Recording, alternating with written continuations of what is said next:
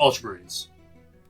We all know them, a lot of you hate them, and some of you just finished Space Marine 2 and think they're the best thing since some tech adept invented the chainsaw.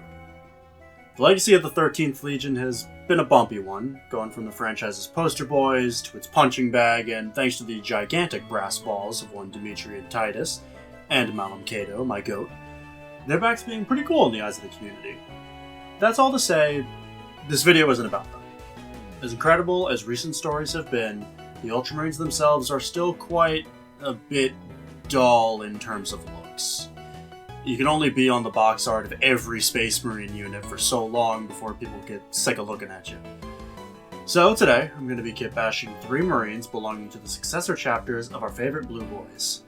These are only a few of the many Ultramarine Successors.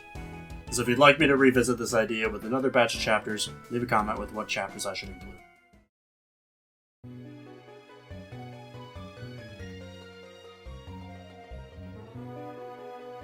The Mortifactors recently got a bit of a boost in popularity due to the outstanding trailer for Astartes 2.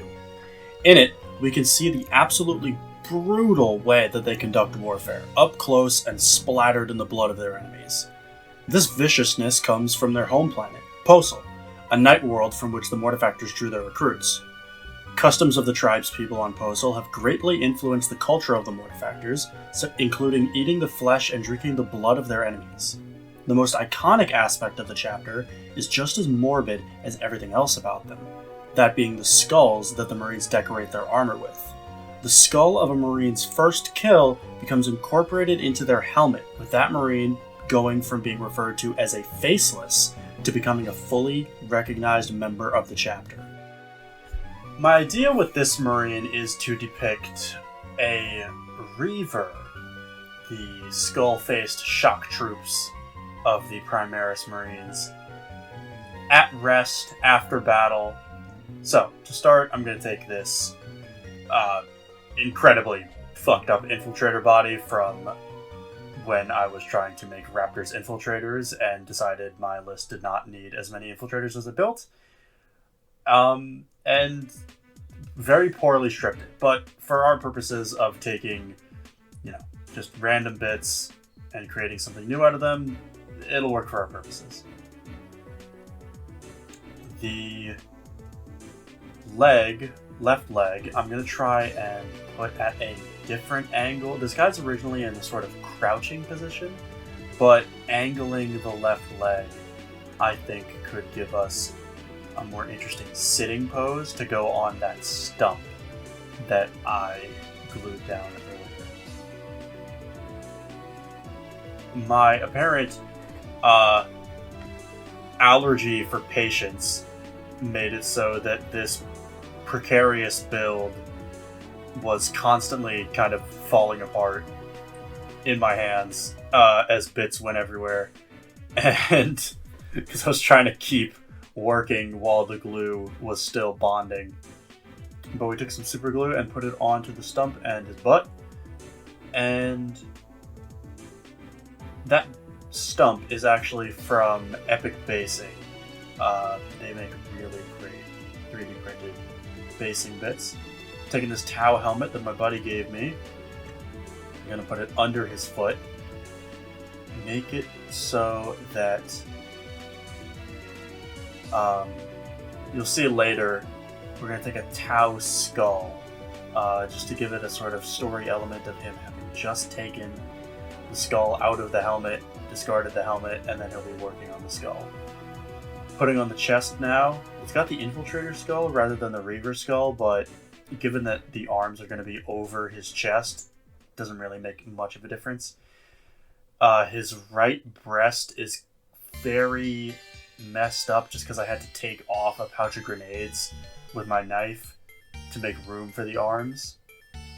Now I'm trying to make some stronger bonding points by adding additional glue, adding additional super glue to his heel to try to connect to the resin stump, adding a bit more at the back.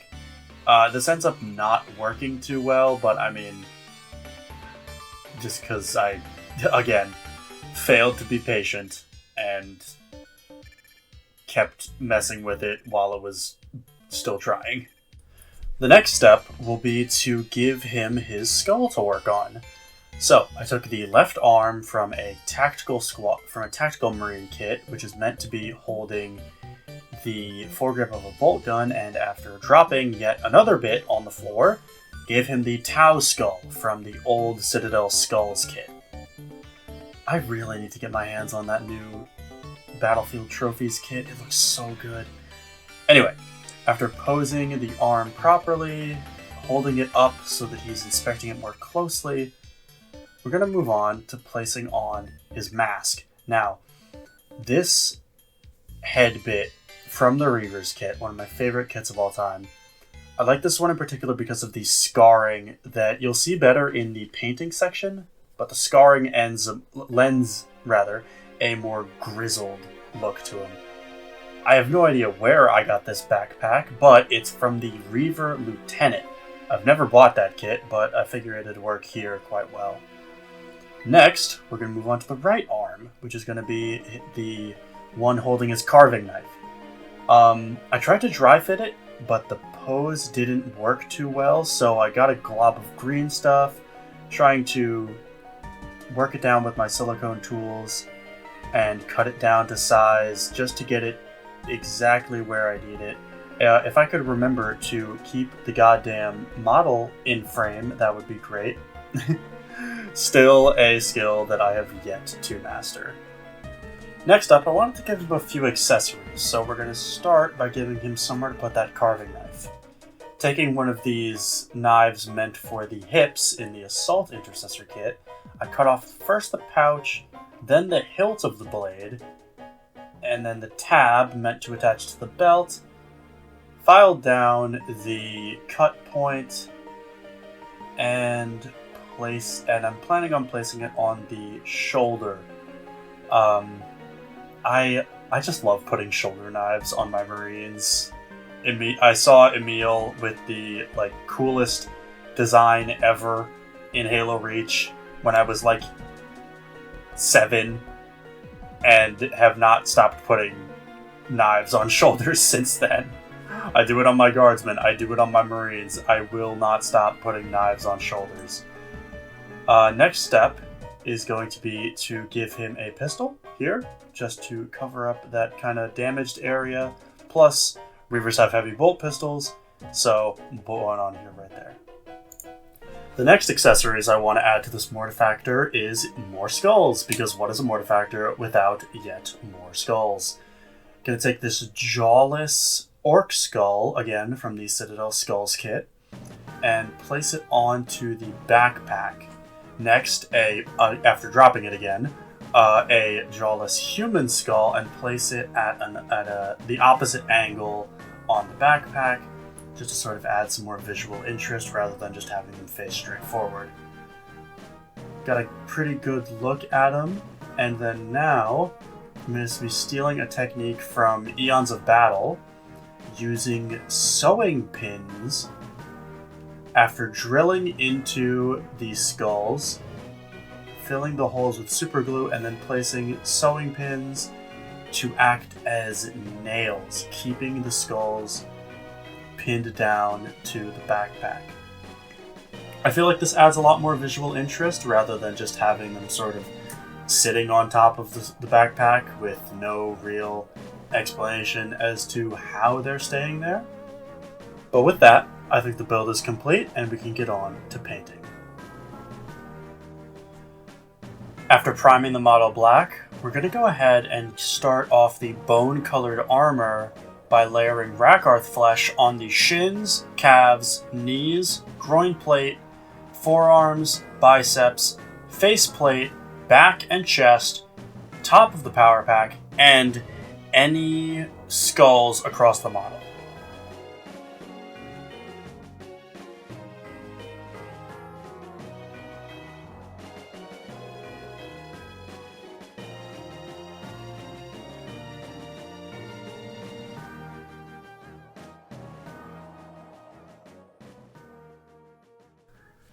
Next step is to apply a dry brush of pallid witch flesh over the bone areas. I'm not quite sure what happened during the editing process here, but it seems that the next steps were skipped for some reason. So, just for clarity's sake, I went back over the black with Abaddon Black after this dry brush, and washed these skulls with Reikland Flesh Shade before dry brushing them with Ushabti Bone. The rest of the painting tutorial should continue as usual, though. So, back to it. The next step on the bone armor was to coat the entirety of it in Agrek's Earthshade. This will give us a nice, almost reminds me of cream coffee. And I quite like that look for the bone armor before we go back over it with the Pallid Witch Flesh dry brush again. Using Rhinox Hide for all of the hilts, holsters, belts, the various brown bits of the model, most of the leather, as well as a base coat for the skin of the Mortifactor. The only known Mortifactor with whose skin tone is described to us is described as dark skin, so I'm going to try to emulate that here. Next, for all of the brown areas, I'm going to be applying a light dry brush of Catachan Flesh. This includes, again, the pouches, hilts, the head, and the stump that he sits on. Next, we're going to be applying Mephiston Red to the shoulder banding of the left shoulder. The Mortifactors follow the Codex Astartes in terms of company designation, and this red pauldron will denote him as a member of the Mortifactors' third company. It gives you a lot of options with what you want the shoulder banding color to be. You could do gold, green, yellow, blue, white for first company. Any sort of banding option could work, but I chose red for this one.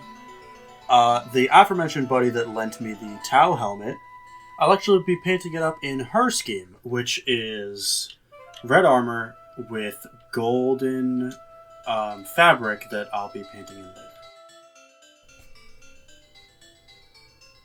Speaking of the gold, next we're going to do that on the hilt of the knife, some of the knife symbols on his backpack, as well as the aforementioned fabric on the towel.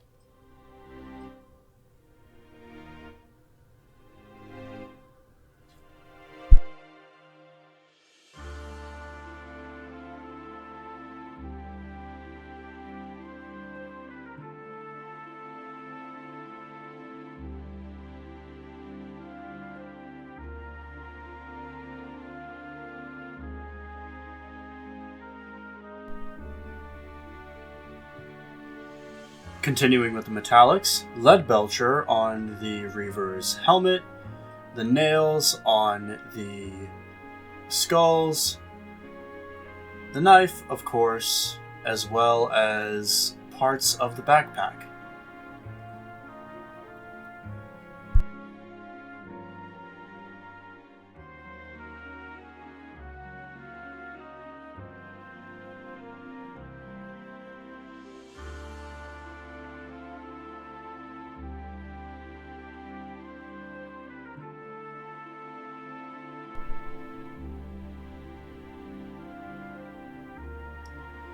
Next up, I'm going to take some Celestia Grey and paint in the stalks of the mushrooms on the stump.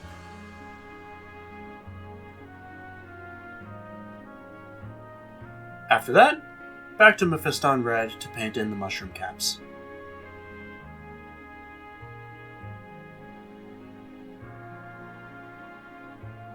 I think painting the mushroom caps red kind of blend together the rest of the red on the base, giving it a more unified color scheme.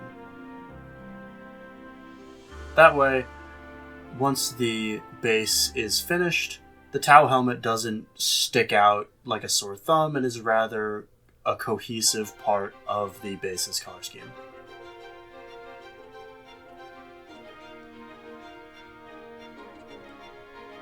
Next up, I'm going to be using a technique that I like to do on scarred Marines with dark skin. That is using Bugman's Glow to very carefully trace in the scars on his head.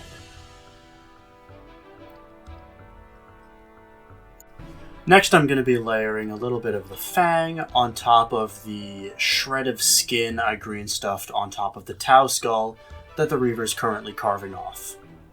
Next, a bit of white scar, just to put some dots on top of the mushroom caps.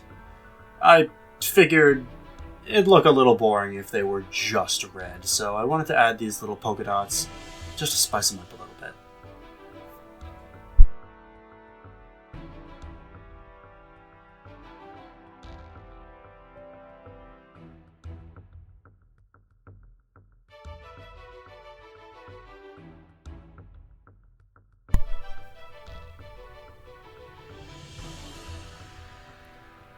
Finally, we're on to the washes. I'll be using gnome oil on all of the metal, as well as all the areas of leather, before moving on to Carabug Crimson to place over the skull and Tau skin. This is to give it a little bit of a blood-soaked feel, which will be accentuated by using the technical paint Blood for the Blood God along the knife's edge and in small splotches along the skull.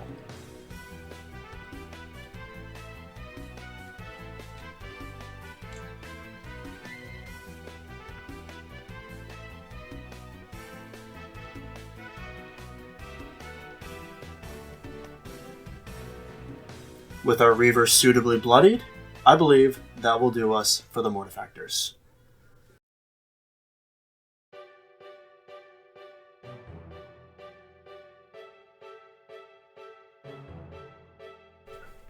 The Griffons are a staunchly Codex-compliant chapter, seeing it as the greatest work of the Emperor's foremost son, Rabute Gilliman. Their record of successful campaigns makes it difficult to argue their assertion, emerging victorious from impossible odds almost as often as their parent chapter. An interesting note about them is that they have a notably high attrition rate, constantly raising new battle brothers from the multitude of worlds they preside over, including their own homeworld, Mancora.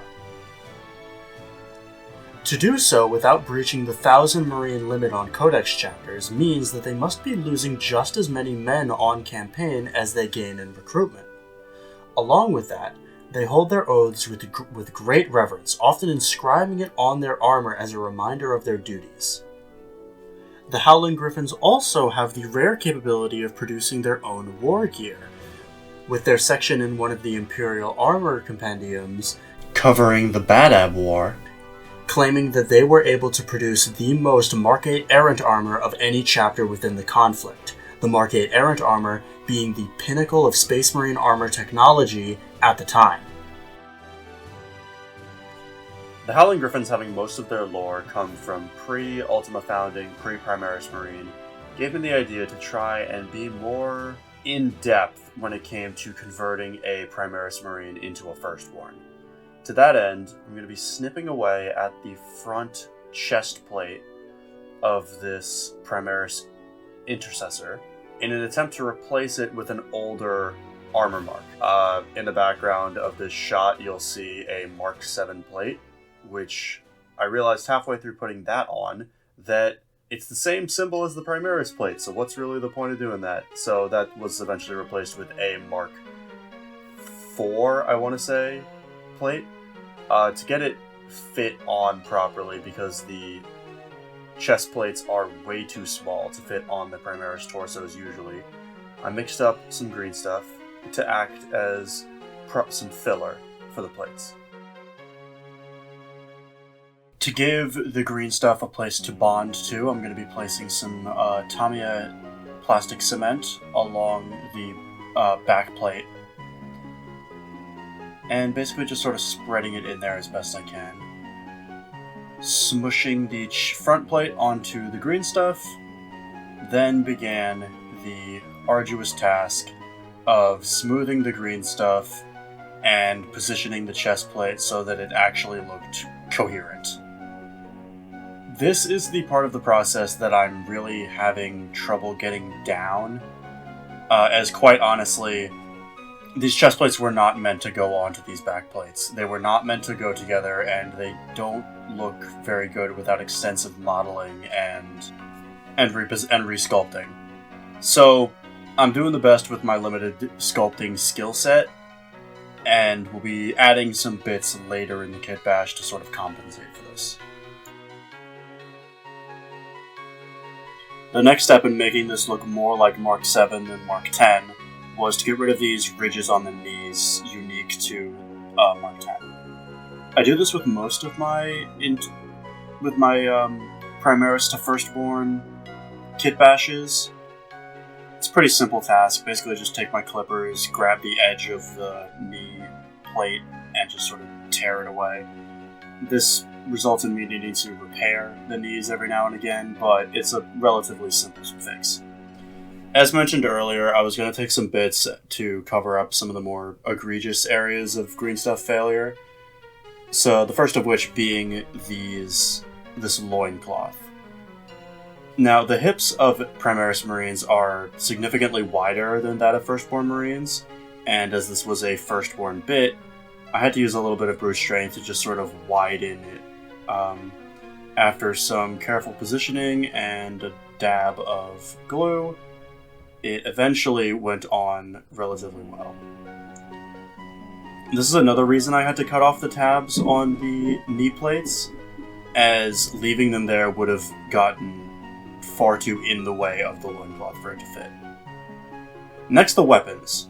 I was going back and forth on what weapons I wanted to put on this guy, but eventually settled on this pair of lightning claws. They lend themselves well to the forward momentum of the pose, and my original idea of a classic bolt gun and chainsword kind of fell apart after the original chest plate didn't work out.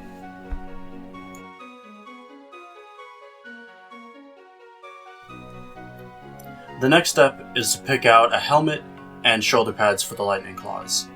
For the helmet, I went with this Mark 7 helm that came from the old Space Marine Tactical Squad.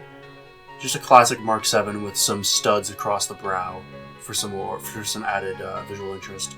Next, more Mark 7 shoulder pads from the same tactical kit. Gives this guy a very, very distinct look of a classic Marine. Finally, for the backpack, from the same Mark 7 tactical kit, a Mark 7 tactical backpack. Next was accessories, and after placing a dab of glue on each hip, I picked out a bolt pistol, this one with some hanging scrolls to work into their theme of being oath keepers, and on the other side, a large pouch from the heavy intercessor kit.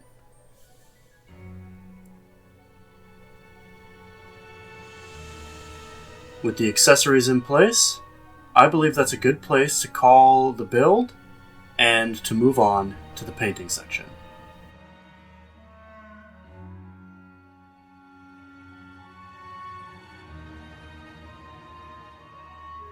For the Howling Griffons paint scheme, I'm going to be doing something that I've never actually painted before. Starting with a zenithal highlight, that is to say, priming the model black before applying an overhead spray of white primer, I'm going to be doing a quartered color scheme with the top left and bottom right quarters when facing the Marine, yellow, as you can see here, and the bottom left and top right being red. So I'm starting here with a base coat of Averland Sunset over the white primed areas just to get us our base of the yellow, which will shortly be highlighted with Uriel yellow.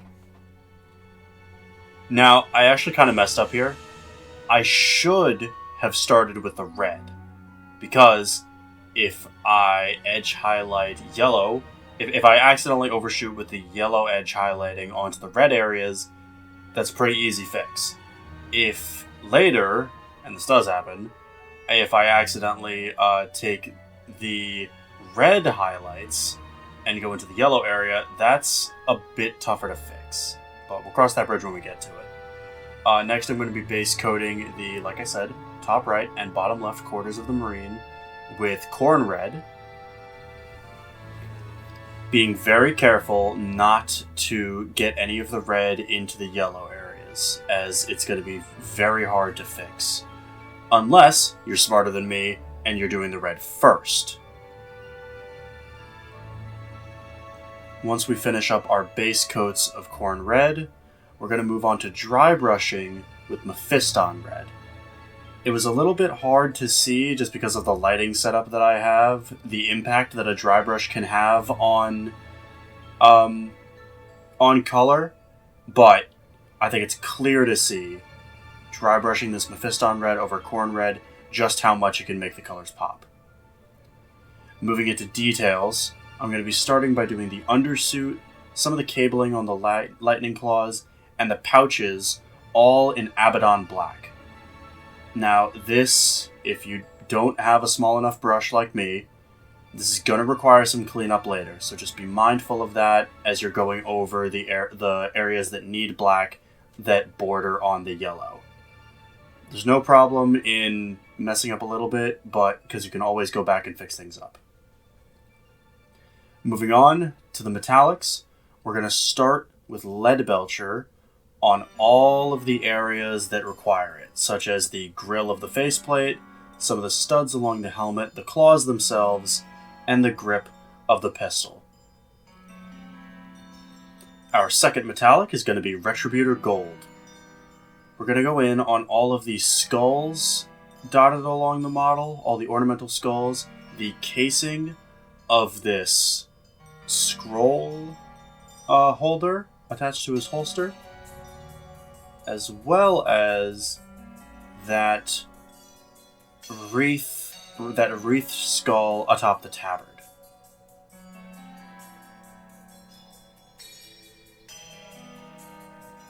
Now with Rakarth Flesh, our old friend from the Mortifactors section, we're going to be going in and getting all these areas of parchment, the most important of which being these scrolls, but also on the lightning claws, there are areas that have, beneath each of the ornamental skulls, which has parchment.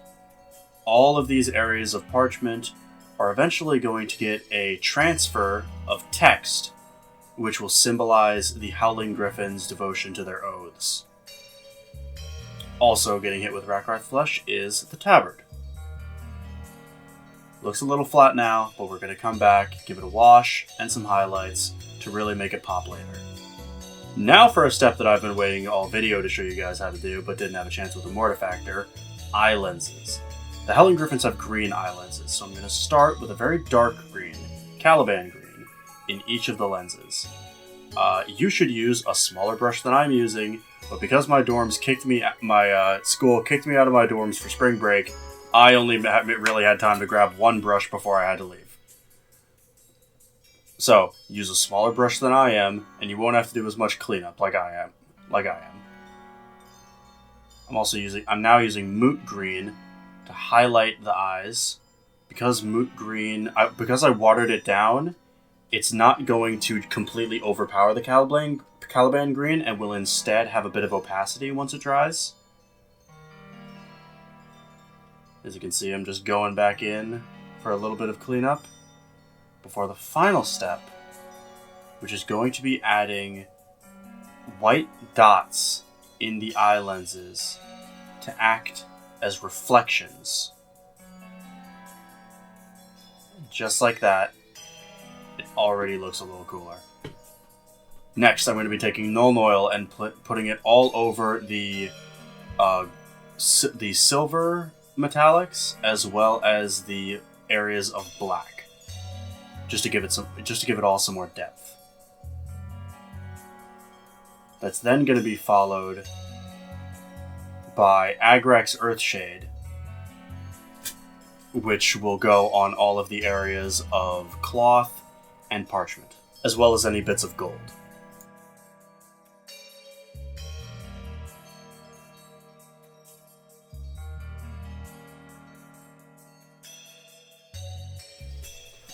Our final color for the Howling Griffon is going to be with Shopti Bone. The same technique we used to water down the Moot Green to give it a little bit of opacity. We're going to do the same thing with the Usopti Bone and just put it over the edges, the raised edges of all of the cloth and parchment sections. After that, Howling Griffon is done. And we can move on to our next Marine.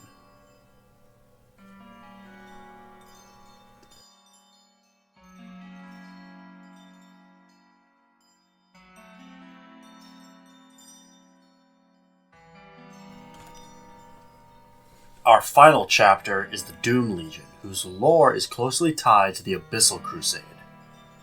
In the 37th millennia, after a massive warp storm washed over a vast region of space, the levels of mutation and corruption in that region skyrocketed. The Space Marine homeworlds that fell in the path of the storm had their gene seeds similarly corrupted. Upon hearing of this, a powerful member of the ecclesiarchy, Saint Basilius, ordered that 30 chapters be sent into the Eye of Terror on a penitent crusade. The Doom Legion was one such chapter. However, they only sent 6 of their 10 companies due to their obligation to guarding a series of asteroid fields called the Elysian Maze. That obligation allowed for 4 companies to stay behind as their brothers entered the warp. 5 of the 6 companies were corrupted by the forces of Nurgle, reforming into the warband known as the Vectors of the Pox. A member of the Vectors returned, attempting to sway his former chapter master into joining the Long War against the Imperium. What happened after that, I'll be saving for a future video. Now, when I first saw the Doom Legion, my mind immediately wandered to another unit with a very similar name. An almost identical name, actually. Doom's Legion from Star Wars The Clone Wars. The similarities here are pretty uncanny. Silver and green color scheme, and a penchant for void warfare, with the only time we see Doom's Legion, the Star Wars one, in action, being on the space station of Ringo Vinda, and with Doom Legion, the 40k one, operating mostly out of a large space station and specializing in void warfare. So, given that Doom's Legion uses a combination of clones with riot shields up front, being supported by clones with Z6 rotary cannons, I wanted to see if I could replicate that by giving this guy a large heavy bolter. Now, I decided to take the easy way out and just use a heavy bolter from the Devastator's kit and do a simple head swap and just call it a day, because after the hell that I put myself through with all the green stuff on the Griffin and Mortifactor, I just wanted a simple build. Regardless, I think he'll really come alive in the painting stage, and that future video is going to be very fun it's going to be very fun to have this guy ready. So it'll be like the Doom Legionnaire that I paint in that video, plus this guy going up against the Vector of the Pox. I'm excited to get to work on that one. It's gonna be fun. But yeah, simple build. The Devastator arms fit shockingly well on Primaris bodies. The scale doesn't seem too off, especially on the arms, just because they're so scrunched up already with how close they're holding the heavy weapons to the chest that you don't really notice the size difference. I'd highly recommend smacking Devastator arms on any Primaris bodies you happen to have. With their silver and green scheme, the first step is, of course, to coat the entire model in lead belcher once you've primed it black. This was the longest step out of the entire thing because I don't know. I could have just used a bigger brush and saved myself a lot of time, but I went at this very methodically.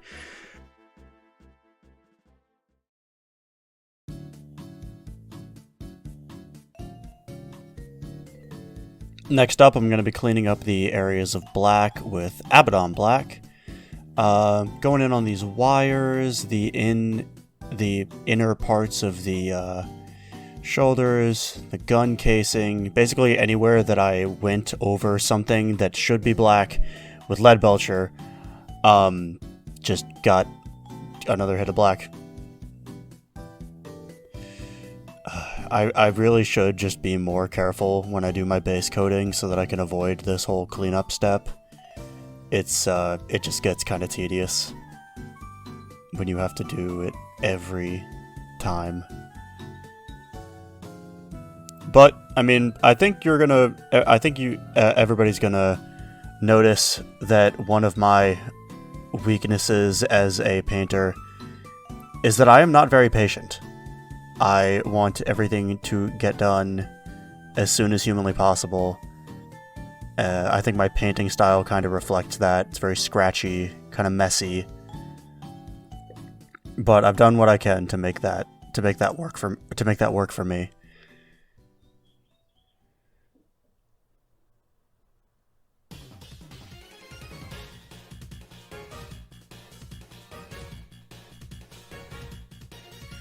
Next up, the green. I'm going to be starting with a little bit of Warpstone Glow.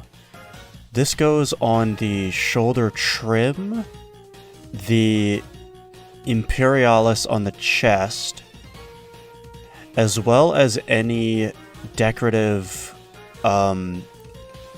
skulls on either the backpack or weapon.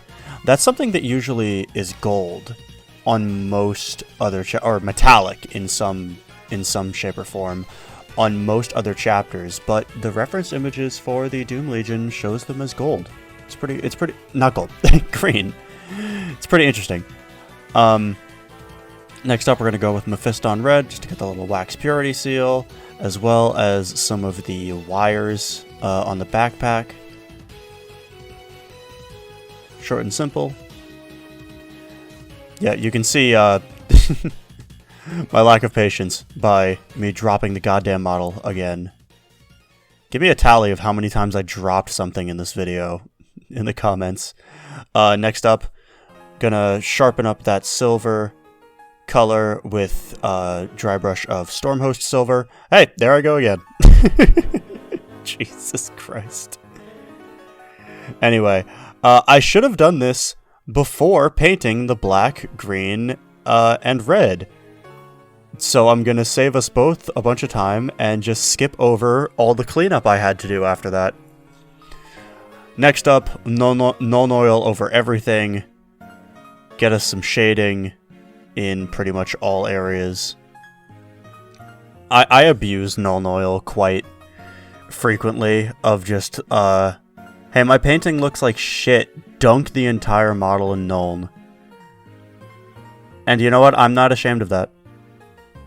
I do not care. I think it's the product exists for a reason. And you know what? I like how it looks. I like how even when it pools, it looks like there's like grime and muck on the model. I don't like the clean, perfectly highlighted look just doesn't sit well with me. So I like the scratchy texture that dry brushing brings. I like the little bit of grime that Nuln Oil makes it look, especially on metallics. I find that grime really comes through when you Nuln Oil metallics the most. And this guy's all metallics, so in the final project you'll be able to see what I'm talking about. Next up, we're going to do Retributor Armor, just on these little bolter casings sticking out of the backpack. Gonna have to go in and clean up with Abaddon Black again after that. Hey, look at it! Look at that! It's my favorite thing to do. Rakarth Flesh on the purity seals, and for this guy, I decided to make him blonde just so that there wasn't too little to do with the Rakarth Flesh. So, base coating his hair basically the same way I have the purity seals and Mortifactors armor on basically everything. Agrax Earthshade on both, and then take a wild guess what we're gonna follow up on this with. Did you guess Ushabti Bone? Because it's Ushabti Bone. It's always Ushabti Bone. Alright. I tried, like, edge highlighting the hair until I realized that just looked kind of weird and just covered it all with Ushabti because it's a layer paint. It's gonna have some opacity to it anyway. It'll look nice. I tried some better highlights on the Purity Seal. I decided I wasn't gonna go all out with the painting the face mostly just because I was very exhausted at this point in trying to get all these painted.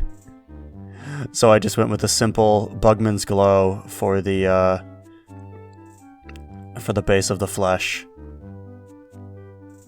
If I remember correctly, I went back in later and tried to do like the eyes and mouth and teeth and stuff. So you might I think you'll see that in the final product. Why am I saying I think? I can just look over at the model. Cadian flesh tone to highlight the flesh. Very simple.